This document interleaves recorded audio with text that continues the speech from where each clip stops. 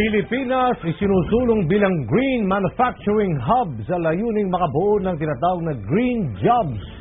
Kaugnay nito isang Memorandum of Understanding ang pinagtibay ng Climate Change Commission at Victory Liner para sa programang tinawag na Victory Against Climate Change ay kay Secretary Mary Ann Lucille Sering, Vice Chairman ng CCC. Ito ang unang public-private partnership kung saan mamumuhunan ng Victory Liner sa research ng electric-powered buses.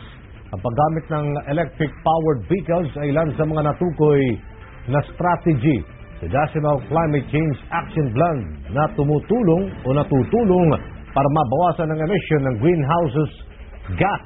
Ilalim ng Republic Act 2009, tatayong chairman ng komisyon si Paulo Aquino upang isulong ang mga hakbang para maiwasan ang epekto ng climate change.